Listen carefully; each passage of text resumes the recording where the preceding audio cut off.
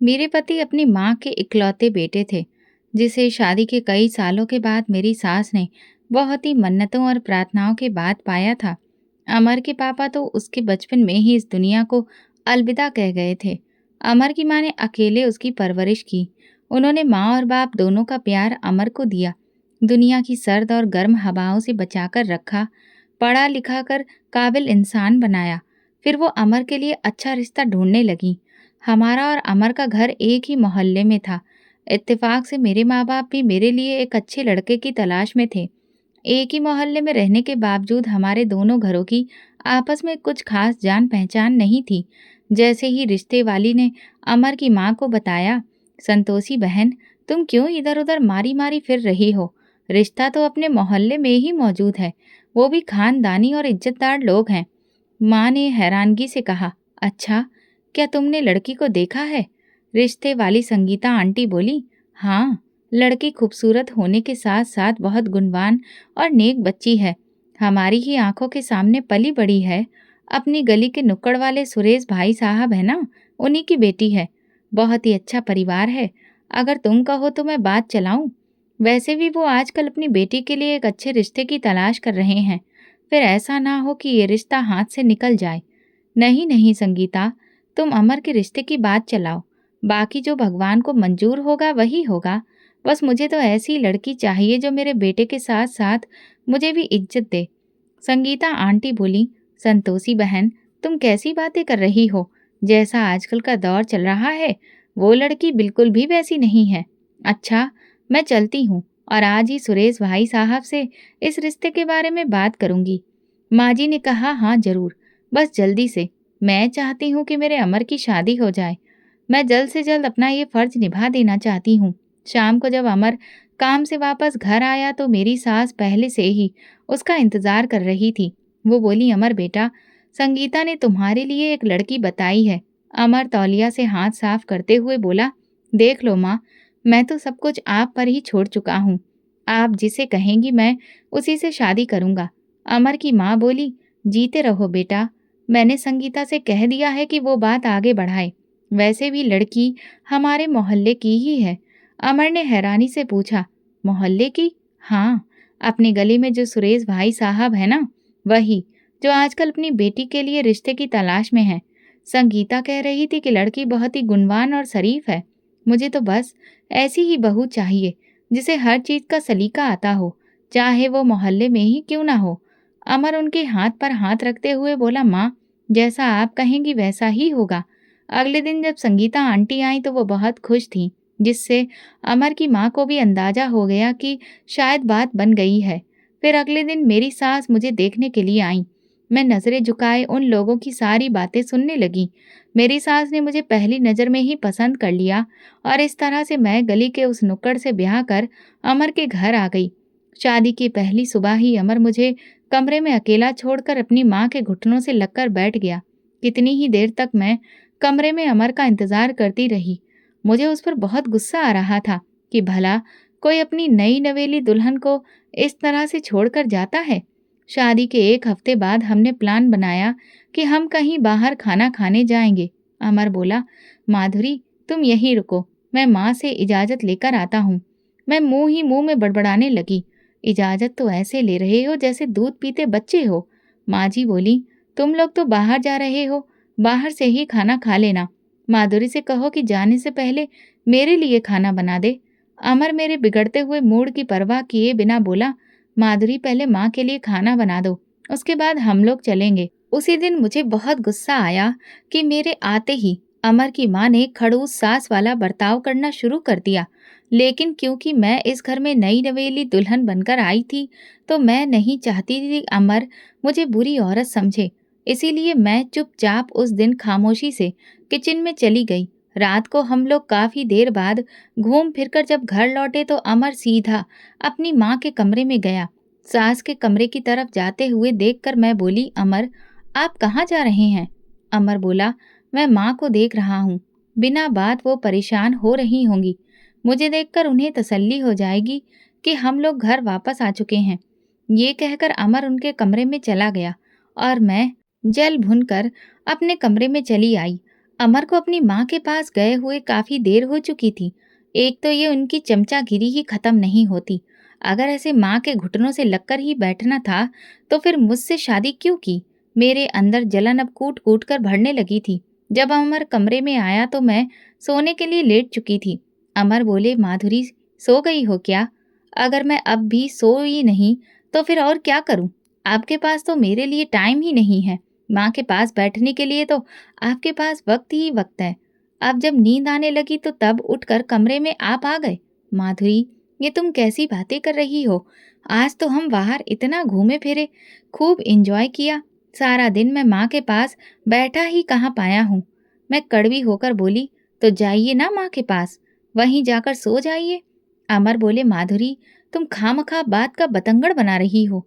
मैं तो बस ये देखने गया था कि माँ सो चुकी है या नहीं, क्योंकि मैं जानता हूँ कि अगर मुझे कभी कभार देर सवेर हो जाती है तो माँ बहुत परेशान हो जाती है। मुझे आदत है कि घर में दाखिल होने के बाद सबसे पहले माँ से मिलने के लिए मैं उनके कमरे में जाता हूँ, और इसमें कोई बुरी बात भी नहीं है। वो मेरी माँ है। उन्होंने बहुत ही मुश्किलों से मुझे पाला है और मेरी परवरिश की है।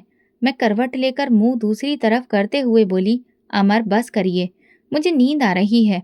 मैं और ज़्यादा बहस में नहीं पड़ना चाहती। आपको जो अच्छा लगता है वो आप करें। अभी हमारी शादी को 1 महीना भी नहीं गुजरा था कि मेरी सास ने मुझसे नई-नई फरमाइशें करनी शुरू कर दी। मेरी सास को मेरे काम करने की खुशी इतनी ज़्यादा थी कि उन्होंने मुझसे खीर का बड़ा-सा पतीला बनवाकर पूरे मोहल्ले में बाँटा, ये कहकर कि ये तो उनके खानदान की बहुत पुरानी रस्म है। जिस लड़की ने शादी से पहले कोई भी काम ढंग से नहीं किया था, खीर का पतीला बनाना उसके लिए किसी जंग के मैदान पर खड़े होकर लड़ने जैसा था। खुद तो मेरी सास चारपाई पर बैठी थी, बस मुझ पर हुक्म चलाए जा रही थी।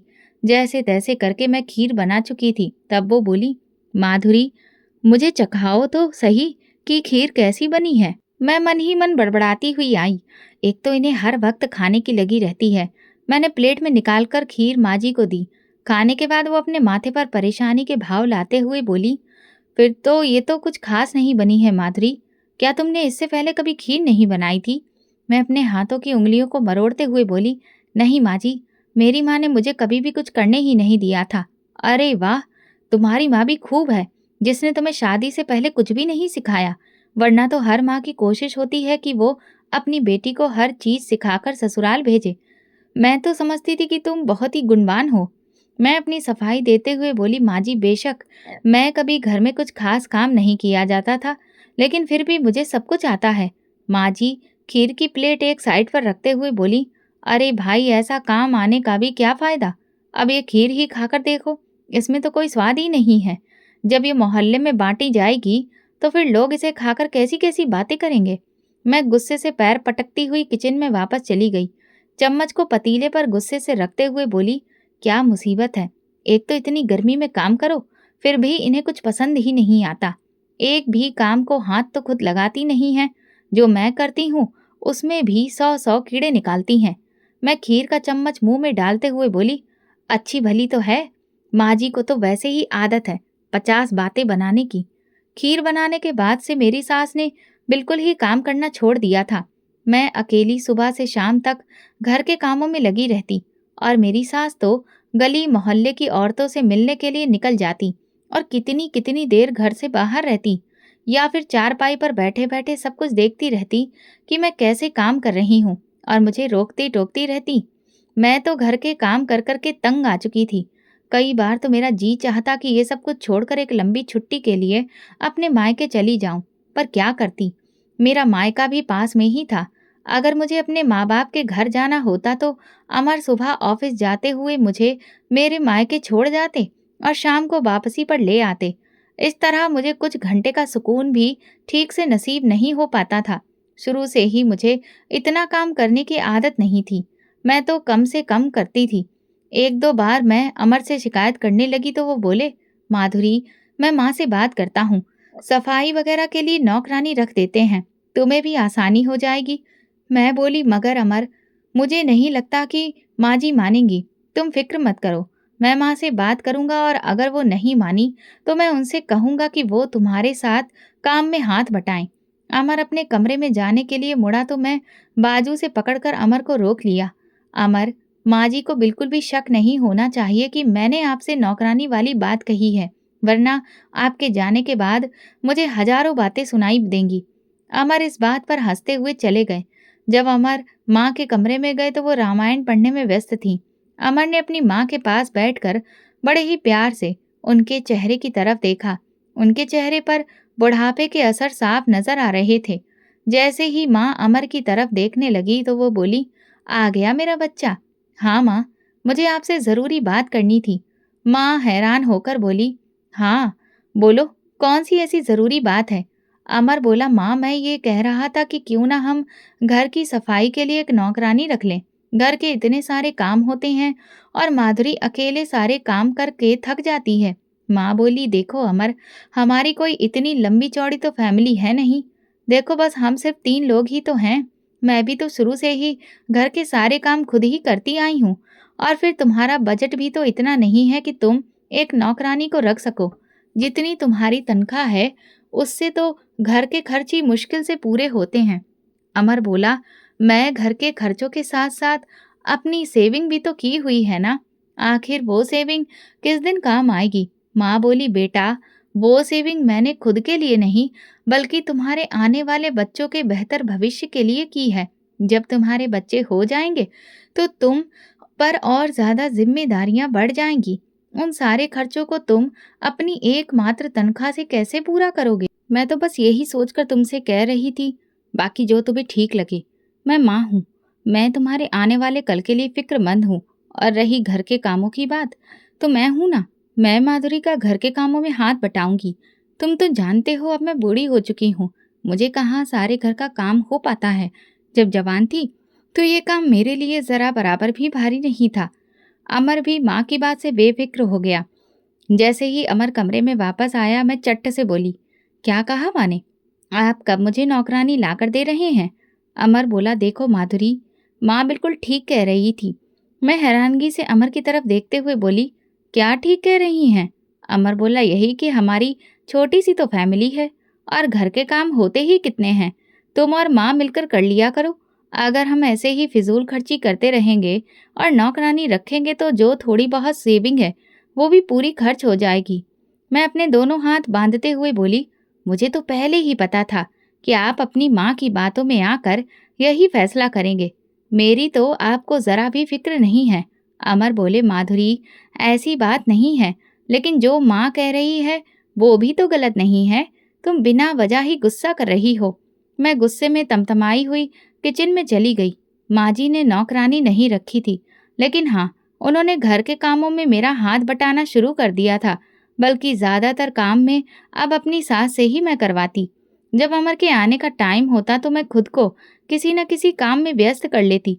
मुझे देखकर अमर यही समझता कि घर का बाकी काम मैं ही करती हूँ। एक दिन अमर के ऑफिस चले जाने के बाद मैं सर दर्द का बहाना करके लेट गई। घर का सारा काम माँ जी ने किया। नींद पूरी करने के बाद शाम के टाइम पर मैं उठी। माँ जी उस वक्त पूजा करने की तैयारी कर रही थी। मुझे कमरे से निकलते हुए देखकर बोली, माधुरी अब तुम्हारे सिर का दर्द कैसा है? तुम ठीक हो ना? मैं तुमसे पूछने के लिए तुम्हारे कमरे में गई थी, मगर तुम काफी गहरी नींद सो रही थी, इसलिए मैंने तुम्हें जगाना ठीक नहीं समझा। मैं अपने माथे पर हाथ रखते हुए बोली, माँ जी पहले से अब कुछ बेहतर लग रहा है। माँ जी बोली, अच्छा तुम आराम करो, अमर आएगा तो मैं उसे कहूंगी कि तुम्हें डॉक्टर के पास चेकअप के लिए लेकर जाए। मैं पूजा कर लूं, उसके बाद सब्जी बनाने के लिए रख दूंगी। मैं बोली, अरे नहीं माँ जी, इतनी गर्मी हो रही है, आपके किचन में कहाँ खाना बनाएंगी? मैं बना लेती हूँ, आप पूजा कर लीजिए। वो बोली, अच्छा ठीक है, जैसी तुम्हारी मर्जी। पूजा करने के बाद माँ जी अपनी साथ वाली पड़ोसन के घर चली गई और मैं किचन में खाना बनाने लगी। अमर ऑफिस से आते ही सीधा पानी पीने के लिए किचन में आ गया। खाना बनाते हुए मेरे कपड़े पसीने से तरबतर थे। मुझे ऐसे देखकर अमर बोले, आज मैडम क्या बना रही हैं? मैं बोली, आपकी पसंदीदा सब्जी। आपको बहुत पसंद है ना? अमर बोले, हाँ बहुत ज्यादा, और वो भी जब पत्नी के हाथ की हो तब तो मजा ही आ जाता है। जल्दी से खाना बनाकर बाहर आओ, देखो तुम कितने पसीने से भीगी हुई हो। और माँ कहाँ है? वो तो नजर ही नहीं आ रही। मैं बोली पता नहीं गई होंगी किसी के घर, उन्हें और काम ही क्या है। एकदम से मुझे चक्कर सा आया। इससे पहले कि मैं गिरती अमर ने मुझे थाम लिया। माधुरी क्या हुआ? तबीयत ठीक है ना? मैं अपने माथे को अपनी उंगलियों के पोरों से मसलते हुए बोली, पता नहीं, सुबह से मेरे सिर में बहुत ज्यादा दर्द हो रहा है। अमर बोले, तो मुझे किसी ने बताया क्यों नहीं? कम से कम मुझे कॉल ही कर देती, मैं आकर तुम्हें डॉक्टर के पास ले जाता। मैं बोली, माँ जी ने कहा था कि शाम को जब अमर आएगा तो वो तुम्हें डॉक्टर के पास लेकर जाएगा, तो इसीलिए मैंने आपको कॉल नहीं की, कहीं माँ जी नाराज ना हो जाएं। अमर बोले, इसमें नाराज होने वाली कौन सी बात है? तुम मेरी पत्नी हो, तुम्हारा ख्याल रखना मेरा फर्ज है।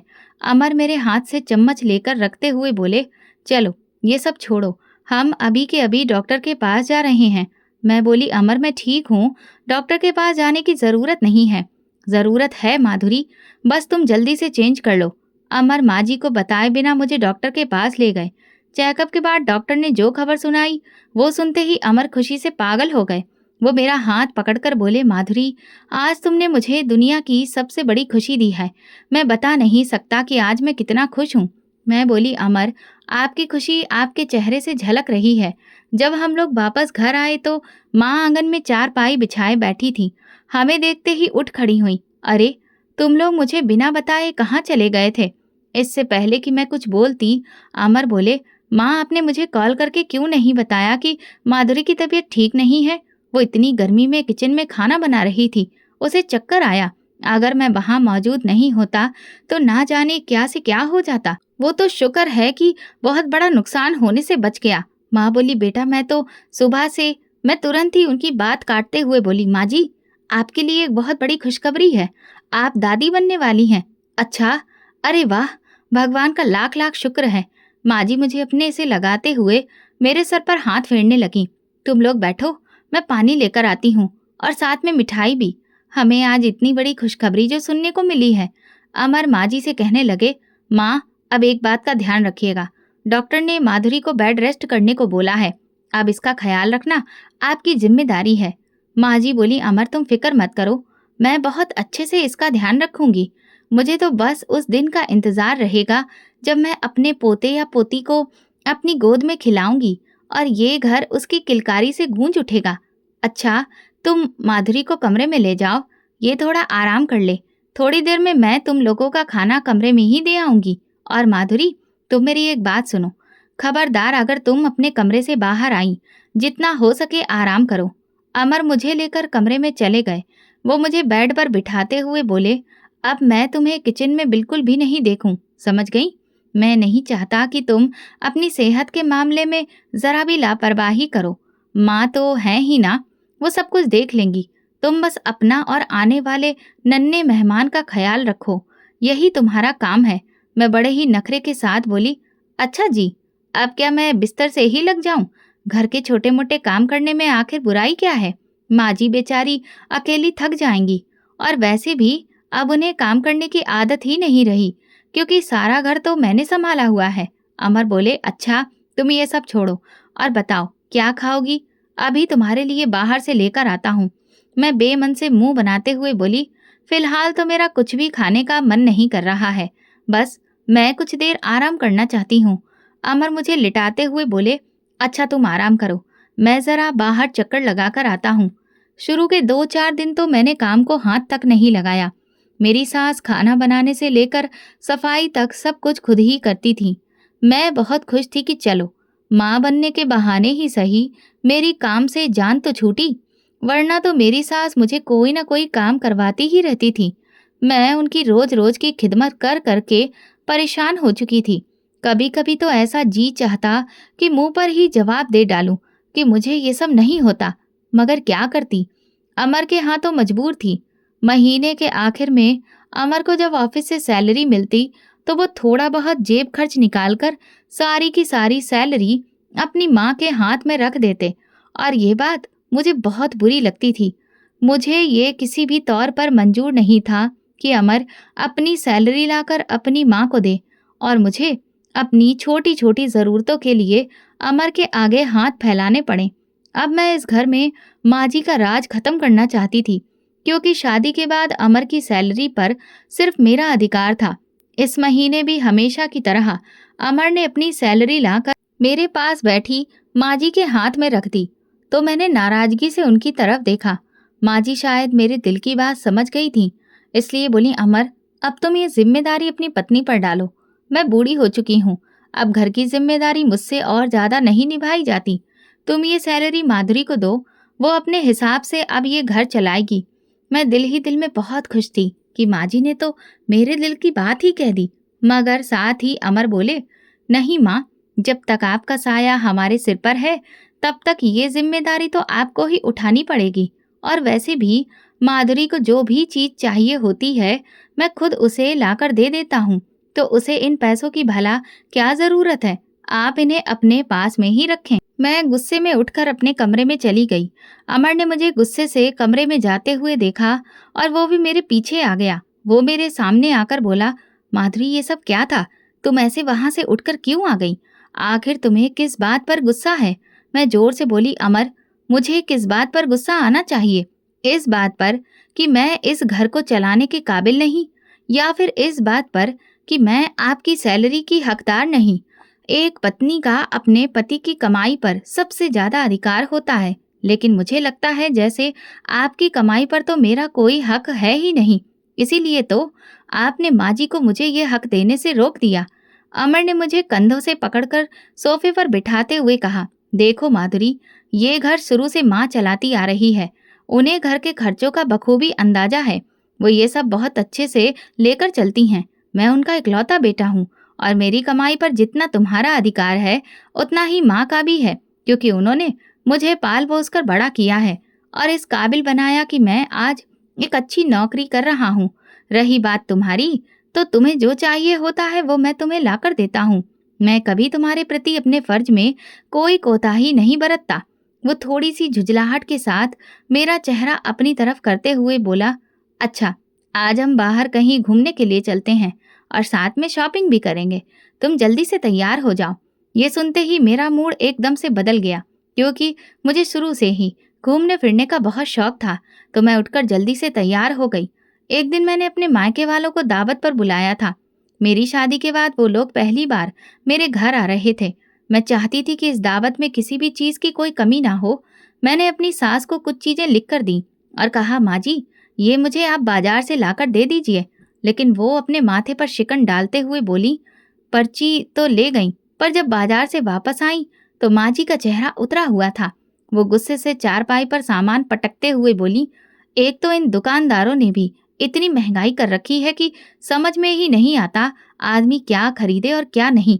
फिर उन्होंने मुझे आवाज देकर बुलाया, माधुरी, मैं ये सामान ले आई हूँ। जब मैंने सामान चेक किया तो बोली, माँ जी, इसमें तो पूरा सामान है ही नहीं। मैंने जो चीजें आपको लिख कर दी थी उनमें से कुछ ही लाई हैं, बाकी नहीं। तो माँ जी गुस्से से बोली, माधुरी, मैं क्या करूं? अमर मुझे कोई लाखों रुपए तो देता नहीं है कि मैं पैसों को कागज की तरह उड़ाती फिरूं। फिर जो लाकर दिया है उसी में गुजारा करो। मैंने कहा, लेकिन माँ जी, आज पहली बार मेरे घर वाले यहाँ आ रहे हैं। मैं नहीं चाहती कि किसी भी चीज की कमी हो। माँ जी बोली, हाँ तो घर में सभी कुछ है जिससे उनके लिए ठीक ठाक खाना बन सकता है। माधुरी, हमें अपनी औकात के मुताबिक ही पैर फैलाने चाहिए। अगर हम अपनी औकात से बढ़कर खर्चा करेंगे तो बाद में हमारे लिए बहुत मुश्किलें पैदा होंगी। मैंने कहा, बस करिए माँ जी, मुझे लगता है कि मेरे घर वालों का यहाँ आना आपको बिल्कुल भी पसंद नहीं आ रहा है, तो ठीक है, मैं उन्हें मना कर देती हूँ। वो बोली, माधुरी, मैंने ऐसा तो नहीं कहा। मैं तो बस ये कह रही हूँ कि जो कुछ भी घर में है उससे अच्छा खाना बना लो। मैंने वो सामान उठाया और किचन में चली गई। अमर के आते ही मैंने उनके सामने आंसू बहाने शुरू कर दिए। अमर, देखिए ना, मेरी शादी के बाद आज पहली बार मेरे घर वाले यहाँ आ रहे हैं। मैंने माँ जी को कुछ सामान लाने को दिया था, जिसमें से थोड़ा सामान ही वो लाई हैं और बाकी उन्होंने लाने से मना कर दिया। आप ही बताइए, अगर किसी चीज की कमी रह गई तो लोग क्या कहेंगे? मेरी ही नहीं, आपकी भी तो बेइज्जती होगी। अमर गुस्से में भरकर माँ जी के कमरे में गया। मैं माँ बेटे के बीच फूट डाल चुकी थी। अब मैं कमरे के बाहर खड़ी होकर दरवाजे से कान लगाकर सुनने लगी। अमर माँ जी से कह रहा था, माँ, क्या मैं अपनी सैलरी लाकर इसीलिए आपके हाथों में रखता हूँ कि आप मेरी पत्नी की जरूरतें भी पूरी ना करें? जो सामान माधुरी ने आपको लिखकर दिया था, वो आपको लाकर देना चाहिए था। अगर खाना अच्छा नहीं बना, तो लोग हमारे बारे में क्या सोचेंगे? माँ जी बोली, जिससे जो सोचना है, सोचता रहे, मुझे क्या? और रही तुम्हारी सैलरी की बात, तो अपनी पत्नी को ही दिया करो, ताकि वो अपने मायके की दावतें उड़ाती फिरे। अमर बोला, माँ, आपने ये उल्टी बातें कब से शुरू कर दी? माँ जी बेचारगी से अमर की तरफ देखते हुए बोली, जब से तुम्हारी पत्नी ने तुम्हारे कान भरने शुरू कर दिए हैं। मैं तुम्हारी माँ हूँ, तुम्हारी हालत देखकर ही चलती हूँ। अगर मैं यूं ही बिना वजह पैसे उड़ाने लगी, तो जितनी तुम्हारी सैलरी है, उसमें तो एक हफ्ता भी नहीं गुजरेगा।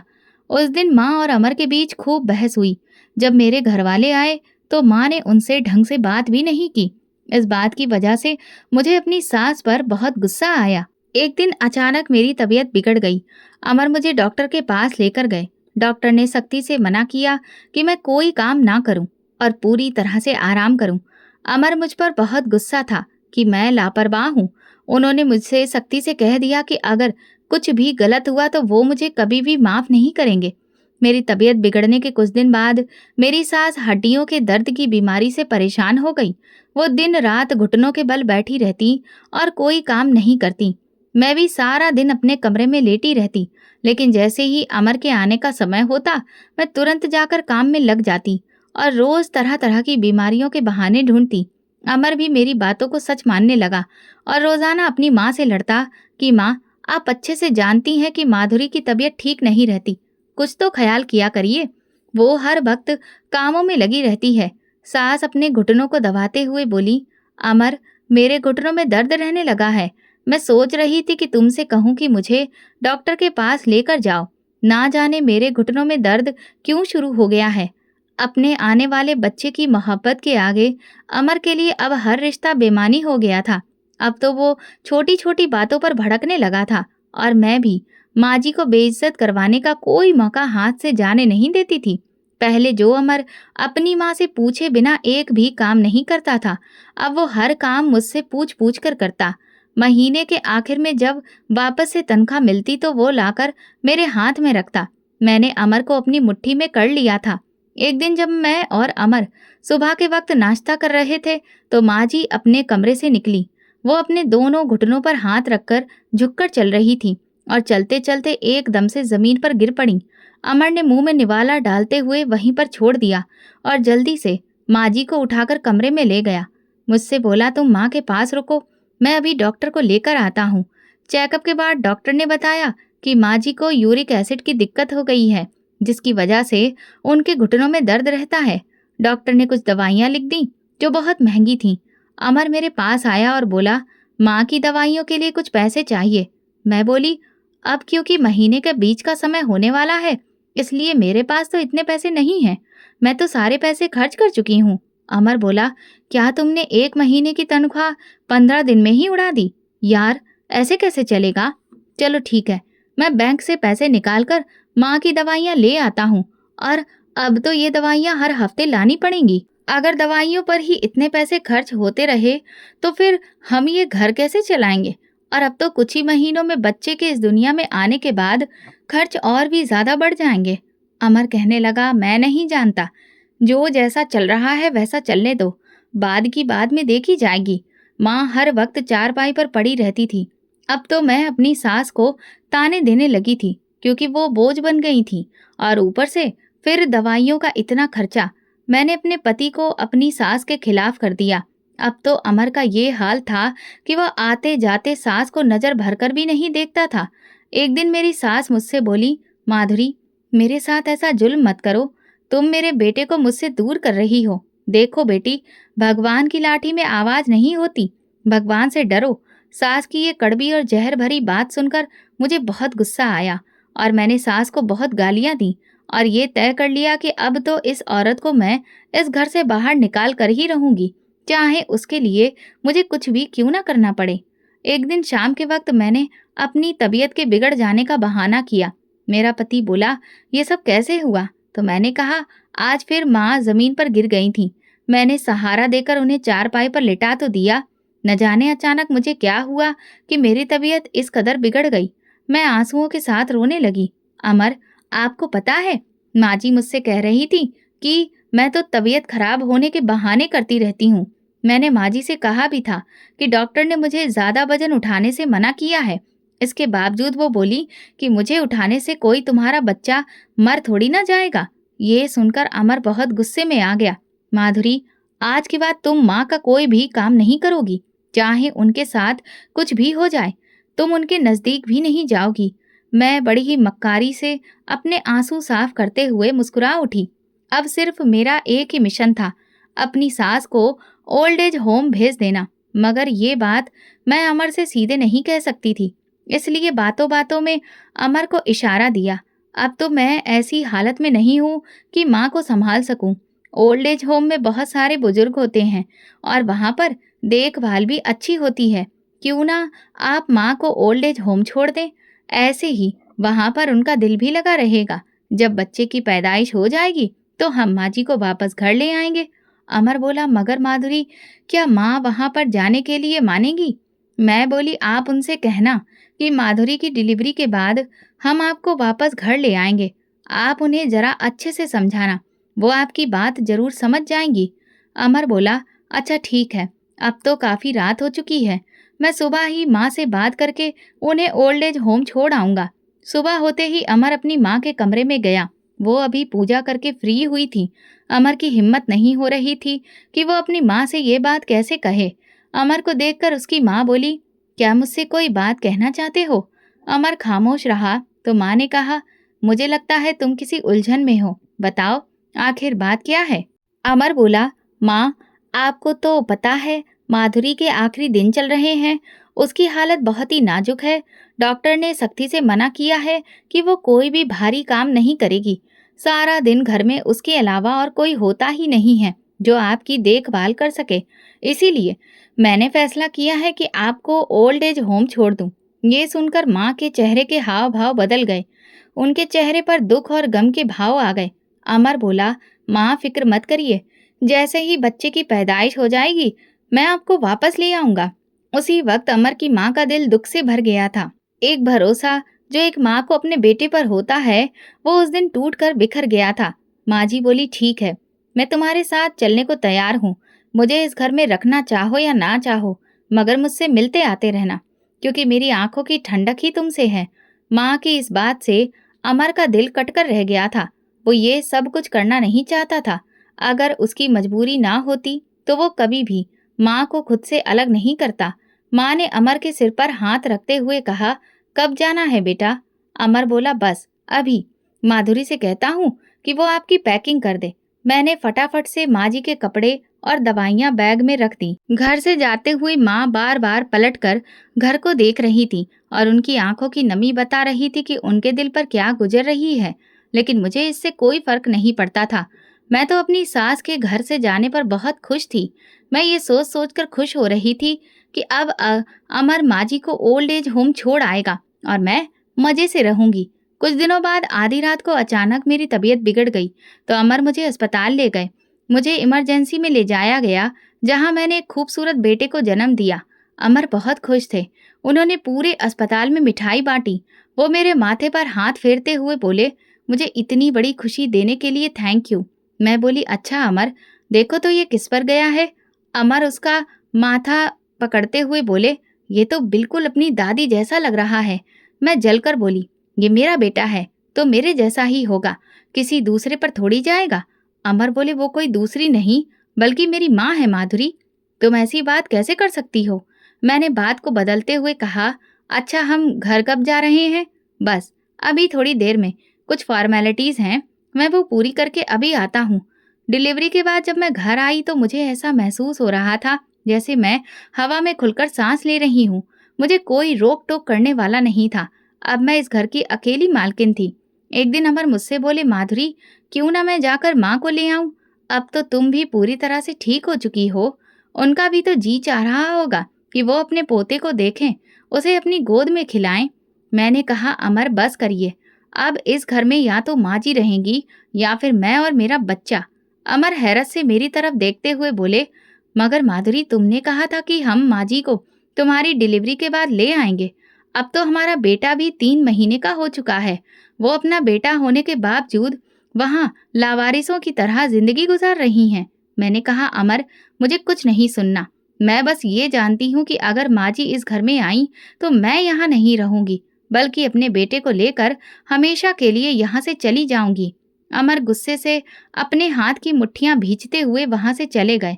उसके बाद से अमर उदास रहने लगे। ना तो वो मुझसे सीधे मुंह बात करते और ना ही मुझे ज्यादा समय देते। मैं जानती थी कि वो ये सब माँ जी को घर लाने की वजह से कर रहे हैं, मगर मैं भी अपनी बात पर अडिग थी। माँ जी को इस घर में मैं हरगिज नहीं आने दूंगी, और ये बात मैं अच्छी तरह से जानती थी कि अमर कभी भी मुझे और अपने बेटे को नहीं छोड़ सकते। इसी बात ने मेरे पांव इस घर में मजबूत किए हुए थे। अब मैं सारा दिन काम करती और साथ में अपने बेटे को भी संभालती। न जाने क्यों कुछ दिनों से मेरी कमर में हल्का हल्का दर्द रहने लगा था। शुरुआत में तो मुझे लगा था कि बच्चे की पैदाइश की वजह से ये सब हो रहा है, कुछ दिनों में खुद ब खुद ठीक हो जाएगा। मगर ये दर्द अब लगातार रहने लगा था। वो हल्का हल्का कमर दर्द अब और भी तेज हो गया था। अब तो मेरी हिम्मत भी जवाब दे चुकी थी। तकलीफ मेरी बर्दाश्त से बाहर थी। मैं वॉशिंग मशीन लगाकर कपड़े धो रही थी जब एकदम से मेरी कमर में बहुत तेज दर्द की लहर उठी। रविवार का दिन था। अमर कमरे में लेटे हुए थे। मेरी आवाज सुनकर वो बाहर आए। तकलीफ की वजह से अब मेरा खड़ा रहना भी मुश्किल हो गया था।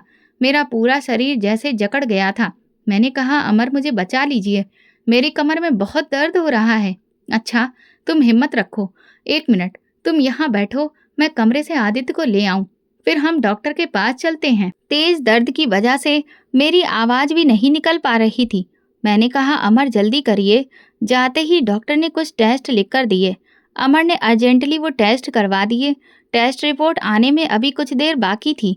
मैं तकलीफ की वजह से बुरी तरह से तड़प रही थी। अमर मुझे तसल्ली देते हुए बोले, माधुरी, तसल्ली रखो, सब कुछ ठीक हो जाएगा, अभी टेस्ट की रिपोर्ट्स आने वाली हैं। कुछ देर के बाद अमर रिपोर्ट लेकर डॉक्टर के पास गए। डॉक्टर टेस्ट की रिपोर्ट्स को काफी ध्यान से देखते रहे। ना जाने क्यों मेरे दिल में ये बार बार ख्याल उठ रहा था कि जरूर कुछ बुरा होने वाला है। मैं बोली, अमर, बोल दो, सब ठीक तो है ना, कोई टेंशन वाली बात तो नहीं है। डॉक्टर रिपोर्ट देकर अफसोस से मुझे देखने लगे। मेरी तो दुनिया ही उजड़ गई जब डॉक्टर ने कहा, आपकी रीढ़ की हड्डी में दरार पड़ चुकी है। यानी कि आप ये समझ लीजिए, जैसे पत्थर को तोड़ने के लिए हथौड़ा मारा जाए तो उसमें दरार पड़ जाती है। आपकी रीढ़ की हड्डी की भी यही कंडीशन है। क्या आपके साथ कोई ऐसा हादसा हुआ है जिसकी वजह से आप कमर के बल गिरी हो और आपकी ये हालत हो गई हो? मैं बोली, नहीं डॉक्टर साहब, ऐसा तो कभी कुछ भी नहीं हुआ। अमर बोले, डॉक्टर साहब, इसका इलाज क्या है? क्या ये मेडिसिन से ठीक हो जाएगा? डॉक्टर बोले, नहीं, ये मेडिसिन से कभी भी ठीक नहीं होगी। इसके लिए हमें आपकी पत्नी का ऑपरेशन करना पड़ेगा। घर वापसी पर मैं लगातार रोती जा रही थी। अमर मुझे तसल्ली दे रहे थे, मगर उस वक्त मुझे किसी भी तसल्ली की ज़रूरत नहीं थी। मैंने गाड़ी की सीट से टेक लगाकर आंखें बंद कर ली और बोली, अमर, आप जानते हैं ये सब मेरे साथ क्यों हो रहा है? अमर हैरत से मेरी तरफ देखते हुए बोले, क्यों? क्योंकि मैंने आपकी माँ जी के साथ बहुत बुरा किया है। बिना वजह आपको माँ जी के खिलाफ भड़का रही थी और उन्हें घर से निकलवाकर ओल्ड एज होम भेज दिया। ये सब मुझे अपने किए गए गुनाहों की सजा मिल रही है। अमर बोले, माधुरी, तुमने चाहे माँ के साथ जो भी किया, मगर वो कभी भी तुम्हें बद्दुआ नहीं दे सकती। ये मैं बहुत अच्छे से जानता हूँ, क्योंकि उन्हें पता है कि उनके बेटे की खुशी तुम में है। मैंने कहा, अमर, मेरी एक बात मानेंगे? वो बोले, कहो। आप गाड़ी ओल्ड एज होम ले चलिए, माँ जी को साथ लेते हुए घर चलेंगे। मैं उनसे मिलकर अपने गुनाहों की माफ़ी मांगना चाहती हूँ। हो सकता है भगवान मेरी मुश्किलों को आसान कर दे, क्योंकि मैंने जाने अनजाने में उनके साथ बहुत ही बुरा किया है। मैं उनके सामने अपने गुनाहों की माफ़ी मांगना चाहती हूँ। जब हम माँ जी से मिलने के लिए पहुँचे तो वो पहले से काफ़ी बूढ़ी लग रही थी। शायद हमारी जुदाई ने उन्हें समय से पहले बूढ़ा कर दिया था। माँ जी को देखते ही मैं उनके गले लगकर खूब रोई और अपने किए गए गुनाहों की माफ़ी मांगने लगी। माँ जी ने आदित्य को अपनी गोद में लेते हुए बोला, अपने पोते से मिलने के बाद मैं इतनी ज़्यादा खुश हूँ कि मैंने तुम दोनों को माफ़ कर दिया है। लेकिन मैं तुम लोगों के साथ अब वापस घर नहीं जाऊंगी। मैं यहाँ पर बहुत खुश हूँ। घर जाकर मैं तुम दोनों पर बोझ नहीं बनना चाहती। मैंने कहा, माँ जी, भगवान के लिए इसमें अमर का कोई भी कसूर नहीं है। ये आपके बहुत अच्छे बेटे हैं। मैंने इन्हें आपके खिलाफ कर दिया था और ये इतना बड़ा कदम उठाने के लिए मजबूर हो गए थे। मैं माँ जी के सामने हाथ जोड़ते हुए रोने लगी। माँ जी, इस वक्त हमें आपकी बहुत ज़रूरत है। जैसे एक माँ अपने छोटे बच्चे को माफ़ कर देती है, वैसे ही आप भी हमें बच्चा समझकर माफ़ कर दें। मैं आपसे वादा करती हूँ कि कभी भी आपको कोई शिकायत का मौका नहीं दूंगी। अमर बोले, वैसे भी माँ, हमारे अलावा हमें भी आपकी बहुत ज़रूरत है। माँ जी बोली, अच्छा ठीक है, मैं तुम लोगों के साथ चलती हूँ, मगर तुम लोगों की वजह से नहीं बल्कि अपने पोते की वजह से। इसे देखने के बाद अब मेरा भी मन यही चाहने लगा है। माँ के घर आ जाने पर मैं और अमर बहुत खुश थे, लेकिन दूसरी तरफ मैं बहुत शर्मिंदा थी, क्योंकि मेरे ऑपरेशन के बाद माँ ने मेरा बहुत ख्याल रखा। ओल्ड एज होम में माँ को अच्छी दवाइयाँ दी गई थीं, जिसकी वजह से वो पहले से काफ़ी बेहतर हो चुकी थी। जब मेरा ऑपरेशन हुआ तो माँ जी घर के कामों के अलावा मेरा हर छोटा बड़ा काम अपने हाथों से ही करती थी। एक दिन मैंने माँ जी का हाथ पकड़कर उन्हें अपने पास बिठाते हुए कहा, माँ जी, आप बहुत अच्छी हैं, शायद मुझे ही आपको समझने में देर हो गई। माँ जी ने मेरा चेहरा अपने हाथों में पकड़ते हुए कहा, माधुरी, ये रिश्ते ऐसे ही होते हैं। हम चाहे जितना मर्जी एक दूसरे के साथ बुरा बन जाएं, फिर भी कुछ ना कुछ बाकी रह ही जाता है। अब ये हमारे खुद के हाथ में ही होता है। या तो हम अपने बीच की खटास को बढ़ाते जाएं या फिर उसे खत्म कर दें। मैं खुश हूँ कि तुमने इस खटास को खत्म कर दिया है। मैंने कहा, माँ जी, आपने मुझे माफ तो कर दिया ना? वो बोली, माफ करने के लिए नाराजगी जरूरी होती है और मैं तो कभी भी तुम लोगों से नाराज थी ही नहीं, क्योंकि एक माँ का अपने बच्चों से नाराज होकर रहना कभी भी मुमकिन नहीं होता।